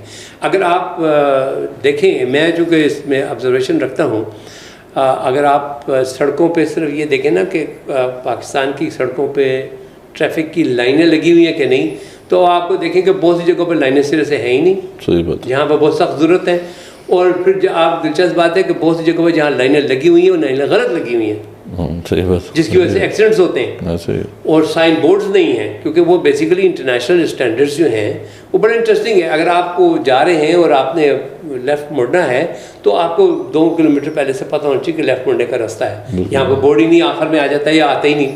तो ये चीज़ें क्यों नहीं आती? इस वजह से कि जो गवर्नमेंट सर्वेंट उस काम पे लगा हुआ है उसके अंदर वो कैपेबिलिटी नहीं है, क्वालिफिकेशन नहीं है, वो ट्रेनिंग नहीं है। तो एक तो ये बात क्वालिफिकेशन नहीं है, दूसरा उसके ऊपर चेक नहीं है, और चेक नहीं, मोटिवेशन है। तो वो उसके ऊपर हम बेसिकली आएंगे। दूसरा बड़ी इंटरेस्टिंग एग्जांपल है वो जो मैं देखता हूँ कि पाकिस्तान में मैसअप कैसे है, जो अंग्रेज़ का सिनेमा। ये मैं बाद गवर्नमेंट सर्वेंट से मैं बात करता हूँ, वो कहते नहीं हमने तो ठीक कर लिया, ठीक नहीं हुआ।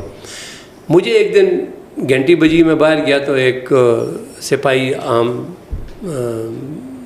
उसमें लिबास में था, उसने मुझे कहा जी कल आप सुबह असिस्टेंट कमिश्नर के दफ्तर आए, वो क्या कहते हैं वो जो बुलाते हैं।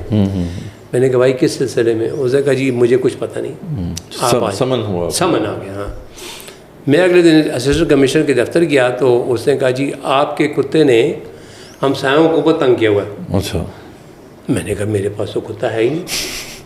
तो उसने कहा ये क्या बात हुई, हमने तो रिपोर्ट में लिखा हुआ है कि कुत्ता है।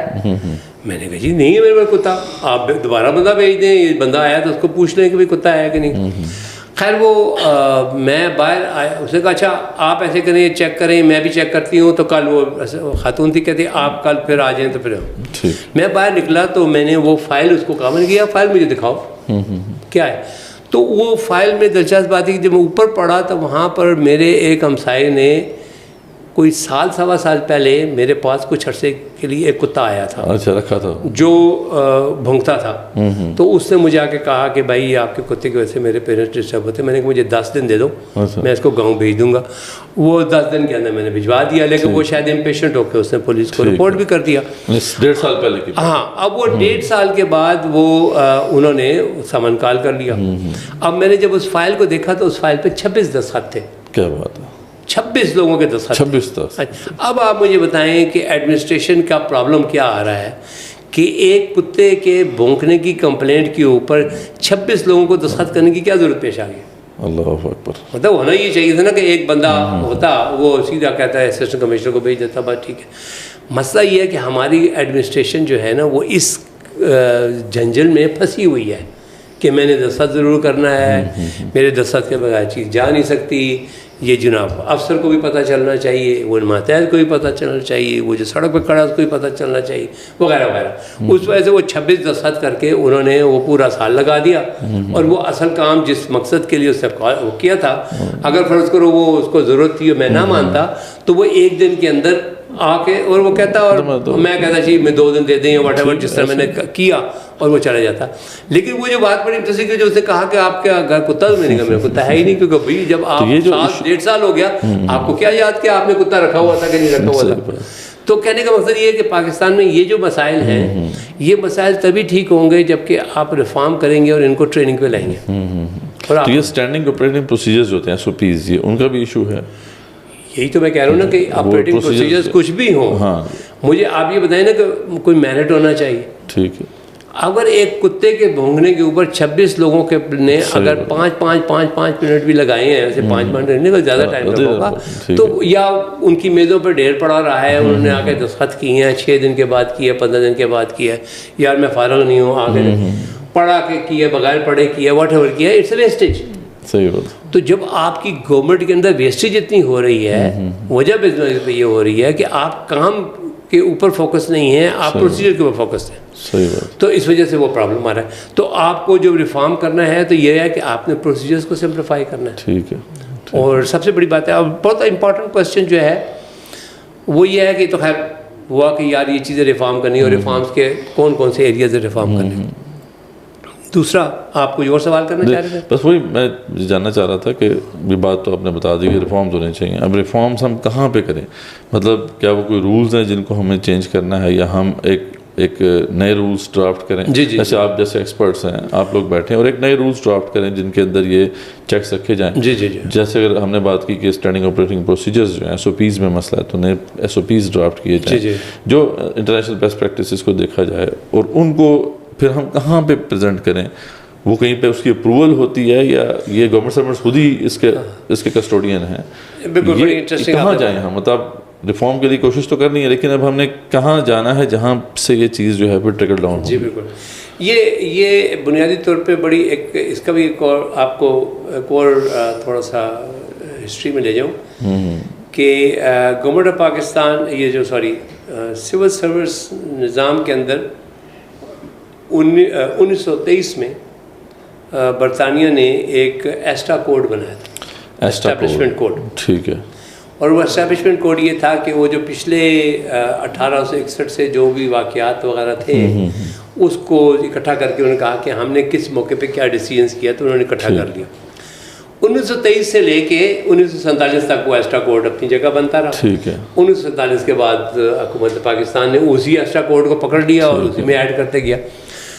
वो एस्टैब्लिशमेंट कोड जो है ना, वो जो ऐसे एक्सपेरिमेंट्स या ऐसे इंसिडेंसेस होते हैं जहाँ डिसीजन हुआ, उसका एक रिकॉर्ड होता है।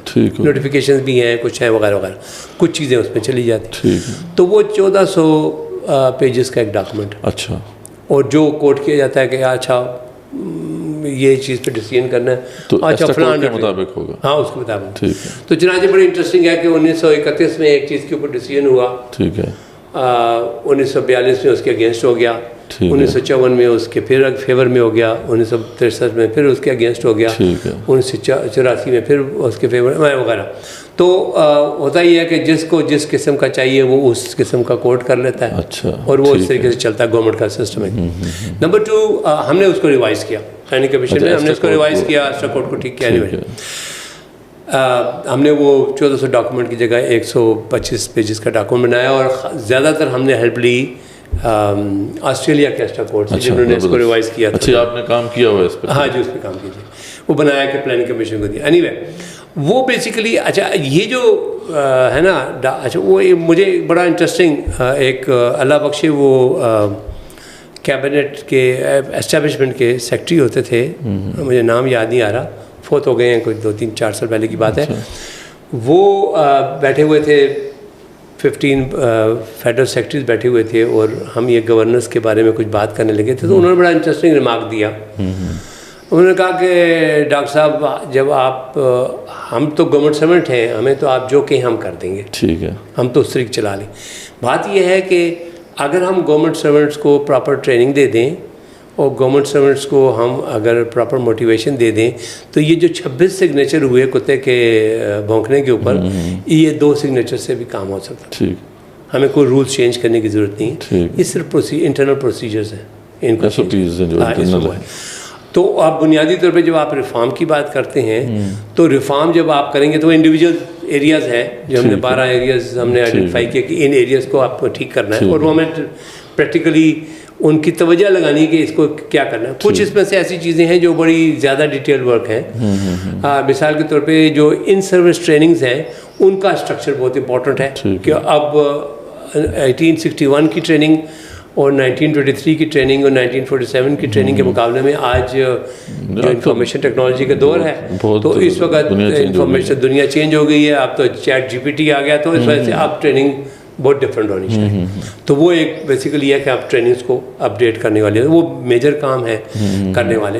वरना अदरवाइज जो जिस तरह है परफॉर्मेंस रिलेशन वगैरह है वो मॉडिफिकेशन वगैरह, तो ये बड़े इंपॉर्टेंट वो एरियाज हैं, वो हर जगह पे। इसमें अपेरेंटली जो है ना, आपका जहन में अगर होगा कि जी इसमें वो करना पड़ेगा पार्लियामेंट से कॉन्स्टिट्यूशन में अमेंडमेंट, तो वो एज सच जरूरत नहीं पड़ेगी, वो कहीं थोड़ी बहुत ही ज़रूरत पड़ेगी, ज़्यादा ज़रूरत नहीं। एस्ट्रा कोड है जिसका आपने जिक्र किया, आप बता रहे थे कि आपने 150 पेजेस का वो बना दिया, उसके बाद उसके साथ क्या हुआ, क्या वो अप्रूव हुआ? वो मिनिस्टर साहब ने तो उसको एक्सेप्ट कर लिया बड़ी खुश दिली से, वो तस्वीर भी उतारी मेरे साथ, मेरे पास तस्वीर भी है वो दे। लेकिन वो एस्टैब्लिश्ड एस्ट्रा कोड को लगाने के लिए, उसको करने के लिए एक प्रोसीजर्स है। वो प्रोसीजर बेसिकली है कि गवर्नमेंट सर्वेंट्स की एक कमेटी बनाई जाए जो इसको रिव्यू करे और एस्टैब्लिशमेंट डिवीजन इसको इम्प्लीमेंट करे। अच्छा, वो बेसिकली है डिवीजन की अथॉरिटी है कि वो उसको अप्रूव कर सकते हैं, वो करे, अप्रूव करे। तो वो it will take, it needs some sort of initiative at that level, जो कि हमारे पास इस वक्त नहीं। कंसल्टेशन चाहिए, उसके बाद रिव्यू है, फिर उसके बाद उसकी फाइनलाइजेशन है। अब इम्पोर्टेंट चीज़ ये है कि अगर हम रिफॉर्म की बात कर रहे हैं तो ये एक सवाल बेसिकली आता है कि रिफॉर्म से क्या होगा। अक्सर लोग समझते हैं रिफॉर्म आ जाएगा तो हमें नौकरियों से निकाल दिया जाएगा, और कुछ लोग समझ जाते हैं कि रिफॉर्म को फ़ायदा नहीं है, और कुछ लोग ये समझते हैं कि रिफॉर्म से जो है वो बेसिकली ये गवर्नमेंट सर्वेंट को दबाने का तरीका है एंड सो ऑन। एक्चुअली इस तरह नहीं है। रिफॉर्म बुनियादी तौर पे अगर आप देखें तो वो वही जो हम बार बार बात कर रहे हैं इनडायरेक्टली, कि हमने मोटिवेशन इम्प्रूव करनी है और हमने कैपेसिटी गवर्नमेंट सर्वेंट इम्प्रूव करनी है। ठीक है। अब आपको बड़ी दिलचस्प चीज़ ये बताऊं कि जब मेरे वालिद साहब गवर्नमेंट सर्वेंट थे तो उनकी तनख्वाह थी 1400 रुपये। ठीक है। और उस वक्त सोने की कीमत जो थी वो 60 रुपये थी तोला। तो मतलब यूँ समझें कि अगरचे हमारे घर में हैंड टू माउथ ही होते थे, हम ज़्यादा पैसे नहीं होते थे, लेकिन खैर और इश्यूज़ थे। लेकिन अगर आप सोने के टर्म्स में देखें तो उस वक्त तकरीबन वो 1400 रुपये में तकरीबन को 22-24 तोले सोने आ जाता। ठीक है ना जी। आज अगर आप 22 तोले सोने की को रुपयों में कन्वर्ट करें तो वो तकरीबन बनता है 50 लाख रुपए, 52 लाख रुपए। ठीक है ना। आज का जो गवर्नमेंट सर्वेंट है मेरे वालिद साहब के लेवल का, उसकी तनख्वाह 52 लाख रुपए नहीं है। उसकी तनख्वाह जो है 2 और 2.5 लाख 3 लाख, ठीक है नहीं। अब यहाँ पर क्या हो रहा है कि गवर्नमेंट सर्वेंट जिसको आपने इतनी पेडेस्टल पे इम्पोर्टेंट बनाया है, आपने वक्त के साथ उसकी साइज छोटा कर दिया, उसकी पावर्स वहीं रह गई हैं, पावर भी खराब हुई है, लेकिन उसकी जो मोटिवेशन आपने किल कर दी है। लेकिन यहाँ पे तो यही कहा जाता है कि गवर्नमेंट सर्वेंट्स को इतने मरात ले रहे हैं और उनको गाड़ियाँ मिली हुई हैं, उनको पेट्रोल मिला हुआ है। एक आर्गूमेंट बिल्ड किया जाता है कि जी ये साइज़ जो है, एक गवर्नमेंट साइज़ का थोड़ा सा मसला है, लेकिन ये है कि जो इनको मराहत मिली हुई हैं वो कम की जाए। ये उस दिन वो कह रहे थे ना कि जो टोटल मुराद का बजट है के पी के गवर्नमेंट का वो 4 बिलियन है। हाँ जी, ठीक है ना, वो असल में बात यही है। मुराद वो हैं जो नज़र आती हैं बहुत ज़्यादा, ठीक है ना जी। आपने अगर किसी गवर्नमेंट सर्वेंट को पेट्रोल दे दिया फ्री, तो इंसेंटिव फर्ज करो मैं प्राइवेट सेक्टर में था तो मुझे पेट्रोल अगर फ्री मिलता था तो वो 150 लीटर होता था महीने का, यानी साल का आप समझ लें वो तक 1800 लीटर। 1800 लीटर की कीमत उस ज़माने में 18,000 या 22,000 होती, तो वो कोई इंसेंटिव तो नहीं है, वो तो एक ज़रूरत है वो करने का। तो ये बातें इतनी ज़्यादा इंपॉर्टेंट नहीं है। बात यह है कि जो गवर्नमेंट सर्वेंट की अच्छा और मिसमैनेजमेंट और है, वो अलग बात है कि आप इंटरेस्टिंग आपने जो मदरत आपने जो रेफर किया ना कि टोटल जो बजट इस पे लगता है वो कितने % होता है ओवरऑल बजट? बहुत थोड़ा 1-2% होता है। हाँ, वो तो उस 1-2% में अगर जो ऑफिसर्स हैं उनको अगर बेहतर सैलरी मिल रही है और वो अच्छा परफॉर्म करते हैं और मुल्क को फ़ायदा पहुँचाते हैं, तो ये हमारे फ़ायदे में है। बेसिकली तो 1-2% को कट करने के चक्कर में हम बाकी सारा जो अपना बेड़ागर करवा लें। नहीं, वो देखिए ओवरऑल मैं ये कह रहा हूँ ना कि इसमें गवर्नमेंट सर्वेंट्स चूँकि उनको भी समझ नहीं आ रही, बुनियादी तौर पे हम जब रिफॉर्म कर लेंगे तो गवर्नमेंट सर्वेंट को सबसे बड़ा फ़ायदा तो ये है कि गवर्नमेंट सर्वेंट के पास कोई स्किल आ जाएगा या वो किसी स्किल का कस्टोडियन हो जाएगा, चाहे उसने स्किल सीखी या नहीं सीखी, हम उसको 3 महीने के कोर्स में कर सकते हैं। लेकिन वो कुछ गुड, मिसाल के तौर पे अगर आप एक गवर्नमेंट सर्वेंट को बिठाते हैं टूरिज़्म के ऊपर एज ए फेडरल सेक्रेटरी बिठाते हैं, उसके पास 20 लोगों की टीम है, ठीक है ना, वो कैडर ऑफिसर है, नॉन कैडर ऑफिसर है। आप उस टीम को कहते हैं कि भाई ये तुम्हारा टारगेट है और तुम लोगों की तनख्वाह जो है ये 20-20 लाख रुपए है, लेकिन तुम्हारा टारगेट जो है वो ये है कि साल में इतने 1000 या लाख टूरिस्ट पाकिस्तान आए, ठीक है ना जी। गवर्नमेंट ने कैलकुलेट कर लिया कि अगर ये 3 लाख टूरिस्ट आएगा तो हमें इतना फॉरेन एक्सचेंज मिलेगा, इतनी हमारी इनकम बढ़ेगी, तो हम उस इनकम का 5% या 3% दे रहे हैं मिनिस्ट्री ऑफ टूरिज्म को, तो कोई फर्क नहीं पड़ेगा। तो ये कैलकुलेशन करनी है, लेकिन ये कैलकुलेशन भी कौन करेगा? ये भी गवर्नमेंट सर्वेंट करेगा, वो करके प्रपोजल देगा उसका। लेकिन गवर्नमेंट सर्वेंट के अंदर इस वक्त कैपेसिटी नहीं है, क्योंकि आपने गवर्नमेंट सर्वेंट के ऊपर जो क्या देखिए हमारे ये जो इंडिया की मैं आपको मिसाल दे रहा था, गवर्नमेंट सर्वेंट के ऊपर इन्वेस्ट किया जाता है। सही बात। गवर्नमेंट सर्वेंट को एक दफ़ा हायर किया जाता है, उसके बाद हर साल 2 साल के बाद उसको कोई ना कोई ट्रेनिंग दी जाती है। कभी उसको लंस भेजा जाता है, कभी IBA भेजा जाता है, किसी को यूनिवर्सिटी भेजा जाता है कि वो कुछ सीख के आए और वो अपनी फील्ड में रहे। हमारे यहाँ प्रॉब्लम यह है कि वो पहली बात तो यह है कि हम वो ट्रेनिंग देते नहीं हैं, ऑप्शनल रखते हैं। दूसरी बात है कि वो ट्रेनिंग लेके जब वापस आता है तो हम उसको वहाँ नहीं बिठाते जिस चीज़ की ट्रेनिंग ली हुई है। बल्कि सेकेंडमेंट्स भी होती थी पहले, सेकेंडमेंट्स भी होती थी कि यहाँ से लोगों को डिप्यूट किया जाता था दूसरी कंट्रीज में। जैसे ऑस्ट्रेलिया के अंदर आपने कहा कि अच्छा सिस्टम है, वहाँ से डिप्यूट किया जाता कि वहाँ से भी वो एक्सपीरियंस और साल 2 साल के भेजे ताकि वो सीख कर वापस आए। बिल्कुल, ये सारी चीज़ें होती हैं। ये सारी चीज़ें क्यों की जाती हैं? इस वजह से कि ताकि आपकी गवर्नमेंट, हमने वो चीज़ रोक दी है, वो इस वजह से रोक दी है कि हमारे गवर्नमेंट सर्वेंट ने वो चीज़ रोक दी है, क्योंकि वो उसने बड़े कंप्रोमाइजिंग किस्म का स्टेटस में आ गया है कि भाई यार अपने रिश्तेदारों को हेल्प करो, फलां करो। एक बात तो है ना, अब जो इतना लॉन्ग पीरियड ऑफ टाइम ये सारा सिलसिला चलता रहा, अब इसमें एक खास किस्म की लेगेसी वजूद में आ गई है। वो लेगेसी जो कि इनकॉम्पिटेंट है और उनको तो बहुत सी इनसिक्योरिटीज़ हैं कि अगर तो ये रिफॉर्म आता है तो हम तो इस सिस्टम में फिर फिट नहीं होंगे, तो वो तो अपने पूरे जोर लगा के इसको रेजिस्ट करेंगे। रेजिस्ट करते हैं, बिल्कुल सही। उनके लिए क्या ऐसा इंसेंटिव दिया जाए कि वो रेजिस्ट ना करें? हाँ, ये फिर ये बहुत इंपॉर्टेंट बात है। नहीं, मैं तो बेसिकली यही कह रहा हूँ ना कि इसमें लोग आमतौर पर ये कहते हैं ना कि ये गवर्नमेंट सर्वेंट नालायक है या गवर्नमेंट नहीं, सिस्टम नालायक है जिसने गवर्नमेंट सर्वेंट को अपने परफॉर्म। देखिए ना, पहली बात ये CSS ऑफिसर को ले लें और कैडर ऑफिसर दोनों को ले लें। CSS ऑफिसर वो ऑफिसर है जो अगरचे उसका बेसिक क्वालिफिकेशन BA है, लेकिन वो बेस्ट ऑफ द बेस्ट है। अगर वो 40,000 में से अगर 400 आ गए हैं तो वो obviously best of the best है। इसी तरीके से जो नॉन कैडर ऑफिसर्स हैं, जो इंजीनियर्स डॉक्टर्स वगैरह हैं, वो भी बेसिकली है, को 500 एप्लीकेशन हैं, कहीं 5,000 एप्लीकेशन हैं, वहाँ से सेलेक्ट होके आता है। वो भी अपने टॉप ऑफ द टॉप होता है।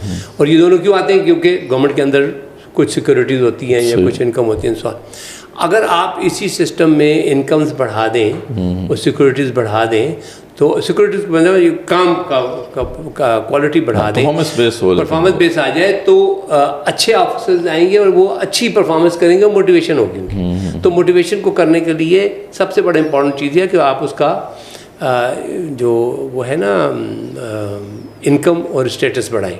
सही बात। जॉब सिक्योरिटी काम करने वाले के लिए पूरी होनी चाहिए। ठीक है। ये बेसिकली है, जो काम कर रहा है उसके लिए सिक्योरिटी होनी चाहिए, जो नहीं काम कर रहा है उसके लिए सिक्योरिटी नहीं होनी चाहिए। वहाँ पर रिवॉर्ड एंड पनिशमेंट क्लियर होना चाहिए। ठीक हो गया। तो वो सिस्टम के अंदर होना चाहिए। अब बेसिकली सबसे इम्पोर्टेंट क्वेश्चन आ जाता है कि who are the losers and who are the gainers. हाँ जी, ये पहला गेनर तो मैं समझता हूँ गवर्नमेंट सर्वेंट खुद है रिफॉर्म आने के बाद, क्योंकि मैं समझता हूँ कि उसके अंदर जो अच्छे सिस्टम्स डेवलप होंगे काम के, तो उसको काम करने का मज़ा आएगा, उसके अपनी एनवायरनमेंट इंप्रूव हो गया। हाँ, देखिए ना, आप कचहरी में जाएं, पिंडी की कचहरी में जाएं, गली से आप गुजरें तो आपको हर तरफ तारें, बोर्ड, गंदे कागज़, कूड़ा पड़ा हुआ नज़र आता है। आप निकल के किसी सेक्रेटरीट में जाएं तो आपको काफ़ी बेहतर सिचुएशन नज़र आती है, लेकिन स्टिल नहीं होता। वहीं से उठ के आप वर्ल्ड बैंक के दफ्तर जाएं तो एकदम से आपकी आंखें खुल जाती हैं, हर चीज़ बहुत साफ सुथरी। तो हर आदमी चाहता है कि वर्ल्ड बैंक का ऑफिस हो। तो वो हो सकता है प्रोवाइडेड कि आपके जो गवर्नमेंट सर्वेंट्स हैं उनको वो प्रॉपर ट्रेनिंग या प्रॉपर वो करना चाहिए। पहली बात है कि वो गेनर है। नंबर 2, पाकिस्तान के अवाम, उनको फ़ायदा होगा, वो बहुत बड़े गेनर है, क्योंकि फ़ौरन ही पॉवर्टी रिडक्शन होएगी, फ़ौरन ही एक्सपोर्ट बढ़ेगी, फ़ौरन ही नई इन्वेस्टमेंट आएगी, डायरेक्ट फॉरेन इन्वेस्टमेंट आएगी, and so on so fourth. मैं आपको थोड़ा सा ये दिखाना चाहता हूँ कि एहसन इकबाल साहब ने एक दफ़ा स्पीच में कहा कि किसी कंट्री ने हमें $16 मिलियन का लोन दिया, और वो लोन उन्होंने कहा कि आप इस्तेमाल करें पता नहीं किस चीज़ के लिए। तो कहते हैं जब वो मुझे ला के सेक्रेटरी साहब ने दिया कि जी आपने साइन करना है इस लोन के ऊपर, तो मैंने जब पढ़ा तो उस लोन में लिखा हुआ था कि हमारा कंसल्टेंट आके आपके मुल्क में काम करेगा, वो 10 मिलियन जो है ना उसकी तनख्वाह होगी। अच्छा, 16 में से ठीक। तो उसमें से बाकी जो थे 1-2 और बंदे होंगे उनकी तनख्वाह होगी जो लोकल थे। तो अब ऐसे लोन का क्या फ़ायदा कि लोन तो आपने पाकिस्तान को दिया, सूद के साथ आप वापस ले रहे हैं, लेकिन वहाँ पर उनका ही कंसल्टेंट आके काम करेगा। तो ये जो चीज़ है, ये जब गवर्नमेंट सर्वेंट्स को अवेयरनेस हो कि गवर्नमेंट सर्वेंट ऐसी चीज़ को उसने पुटअप क्यों किया, गवर्नमेंट सर्वेंट की नॉलेज में, क्योंकि वो एक्सपर्ट नहीं था उन चीज़ों का। IPPS के कॉन्ट्रैक्ट्स में जो प्रॉब्लम्स आए हैं ना, वो इसी वजह से आए हैं कि वो जो साइन करने वाले थे एक्सपर्ट्स नहीं थे, वो गलत तरीके से मिस यूज़ किया गया। आजकल तो बहुत सारे लोग मुख्तलिफ किस्म के उसकी होते हैं, लेकिन एक्चुअल प्रॉब्लम ये है। इसी किस्म के हमारे और भी है। तो इस वजह से गवर्नमेंट सर्वेंट्स में जो स्पेशलाइजेशन है उसकी ट्रेनिंग होनी चाहिए। मैं ये नहीं कहता गवर्नमेंट सर्वेंट को निकालें, गवर्नमेंट सर्वेंट को रेलिवेंट फील्ड में रखें, उनको रेलिवेंट ट्रेनिंग दें, उनको इनेबल करें कि वो परफॉर्म कर सकें। हाँ, परफॉर्म। अब अपने लोगों की बात की देखें, अब लोग जो हैं अवाम इस वक्त जो है टोटली इस सिस्टम से जो है ना, वो उनका कोई अब ट्रस्ट इस सिस्टम पे नहीं रहा। उनसे जब कहा जाता है कि ये सर्विस डिलीवरी मैकेनिज़म्स हैं, यानी आप इसके लिए आवाज़ बुलंद करें या हमारा साथ दें, तो कहते हैं नहीं कोई फ़ायदा नहीं, वो होप ख़त्म हो गई उनकी। तो ये आप क्या उनको पैगाम देना चाहते हैं इस प्रोग्राम के तवस्सुस से कि ये जब रिफॉर्म्स होते हैं तो उसमें लोगों का कैसे फ़ायदा होता है, और इसके लिए उनको खड़ा होना चाहिए, ये उनका आईनी हक भी है, लेकिन वो मायूसी की कैफियत इतनी ज़्यादा है। अब ये देखें, अब गंदम का जो बहरान हुआ और आपके सामने ही है कि किस तरीके से आप सफ़र कर रहे हैं, सारे किसान सफ़र कर रहे हैं। तो यही अगर गलत डिसीजन ना लिए जाते और वही जो ऑफिसर्स हैं उन्होंने सही तरह काम किया होता, तो हम बड़ी आसानी से जो है इस बहरान को अवॉइड कर सकते थे। तो इस वाले से ज़रा क्या पैगाम है आपका? देखिए जी, जहाँ पर आपने ख़ासकर जो ये गंदम का क्राइसिस का बोला है, इसमें तो जो हुकूमत वक्त है वो अगर अक्लमंदी करे, अक्लमंदी नहीं करेगी तो अपने ऊपर जो करप्शन का इल्ज़ाम लेकर आई हुई है और इलेक्शन में भी लाई हुई है, इलेक्शन से पहले से भी लेकर आई हुई है, और जो उसके ऊपर अपोजिशन ने डाला हुआ है वो इतना स्ट्रॉन्ग है कि उसको वाइप आउट करना इनके लिए बहुत ज़रूरी है। तो अगर नहीं करेंगे तो ये भी, इसका भी करप्शन का, चाहे कि इनका, ये इनकी गवर्नमेंट नहीं थी लेकिन इसके बावजूद इनके ऊपर जाएगा। देखिए जी, गवर्नमेंट्स जो है ना वो ऐसे मौके के ऊपर अपना सख्त हाथ रखती हैं। इस वक्त मेरा तो मशवरा ये है कि गवर्नमेंट ऑफ पाकिस्तान उन तमाम गवर्नमेंट सर्वेंट्स को जिन्होंने इसके डिसीजन लिया है और डिसीजन अनेबल किया है और जिनका काम था कि डिसीजंस को रोकें, अगर किसी ने डिसीजन किया भी है और किसी ऑडिट वाले का काम था कि नहीं वो कहे कि ये तो मुनासिब नहीं है, तो और उससे नहीं रोका, वो भी शामिल होता है। तो इन तमाम लोगों को जो मिनिमम पनिशमेंट ये है कि इनको सर्विस से निकालें, उनको 5-5 साल की कैद दें, ठीक है, तब जाके आपका आगे आने वाली ट्रेड रुकेगी। देखिए मैं आपको एक चीज़ बताऊँ, एक यूसुफ रज़ा गिलानी को एक दफ़ा कैद की सज़ा हो गई थी कि उसने कुछ भर्तियां बगैर आउट ऑफ द वे की थी, राइट। उसके बाद गवर्नमेंट के अंदर भर्तियों का प्रोसीजर में बहुत इम्प्रूवमेंट हुई, अच्छा, और बहुत आपके पर डॉक्यूमेंटेशन चलती है। और कई दफ़ा अभी पीछे एक पुलिस की जो हुई थी भर्ती, उन्होंने बड़े ओपनली कहा कि एक बंदा भी सिफारिशी नहीं लिया हमने। मैं हो सकता है सिफारिश की हो लेकिन उसको प्रोसीजर से कम पूरा किया। कम से कम कोई ये नहीं कहता कि जी मुझे तो मौका ही नहीं मिला दरख्वास्त देने का, वो फलां बंदा बगैर दरख्वास्त के हो गया, वो बात ख़त्म हुई। तो जब तक गवर्नमेंट इस किस्म के डिसीजन नहीं लेगी तो आपका माशरा सही साफ़ नहीं होगा। पहली चीज़ तो ये है। दूसरी बड़ी बात यह है कि ये एक मौका है जिसमें आप बैठ के कर सकते हैं, हाँ क्रेडिबिलिटी कर सकते हैं। बाकी देखें, प्रॉब्लम जो आ रहा है ना वो बेसिकली ये आ रहा है कि अभी भी मैं ये महसूस करता हूँ कि गवर्नमेंट के अंदर एक्सपर्टीज़ नहीं है। मुझे बड़ी सिंपल सी बात समझ में आ रही है कि अगर फ़र्ज़ करो 1 बिलियन डॉलर का आपने गंदम इंपोर्ट कर ली है और वो 1 बिलियन की वजह से किसानों को नुकसान हो रहा है, तो आप वो 1 बिलियन डॉलर को 100 मिलियन नुकसान करके अफ़गानिस्तान भेज दें या सूडान भेज दें या यमन भेज दें या कहीं भी भेज दें, आप बेच दें। आप थोड़ा सा नुकसान कर लें लेकिन अपने जो किसानों को तंग ना करें, किसानों की गंदम बकायदा लें, आप एक्सपोर्ट करते हैं। ये क्या बात है कि वो आ गई है तब ये नहीं आ सकती, तो आइटम तो है, ये डिसीजन जो है 2 से 3 साल मैं मिनिस्टर से रब्ता करने की कोशिश करूँ कि यार फ़ौरन डिसीजन करो। आज 15 दिन हो गए कोई डिसीजन नहीं हो रहा।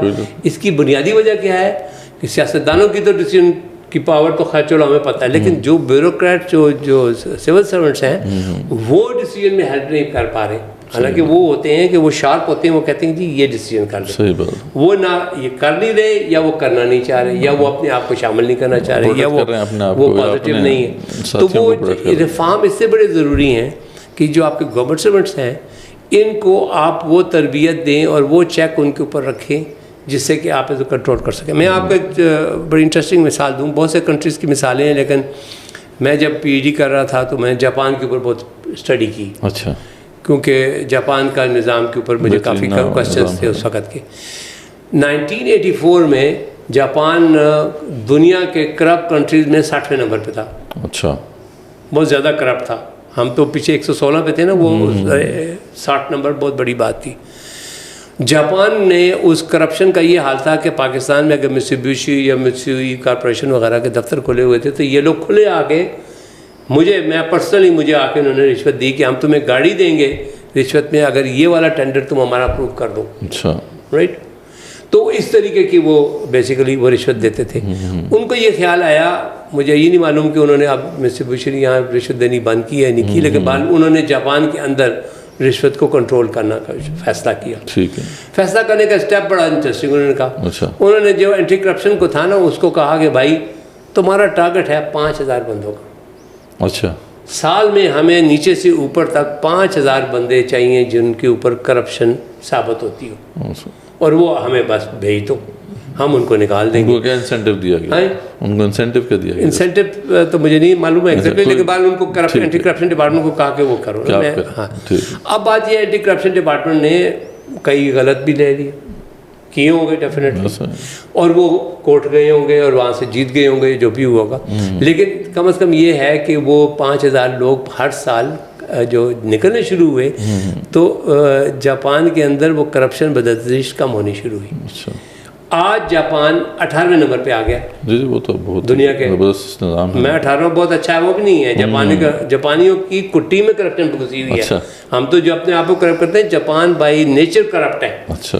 और वो कम होकर 18 पर आ गए, लेकिन 60 से 18 काफ़ी फ़र्क पड़ा है। और अब वो बाज़ दफ़ा वो मिसालें देते हैं कि जापान में बैग सड़क पे पड़ा हो तो कोई हाथ नहीं लगाता वगैरह, जो कि हमारी मुसलमान स्टेटों में हमेशा हुआ करता था, और किस ज़माने में अफगानिस्तान में भी हुआ करता था तालिबान के ज़माने में। तो वो बेसिकली वो इम्प्रूवमेंट हुई।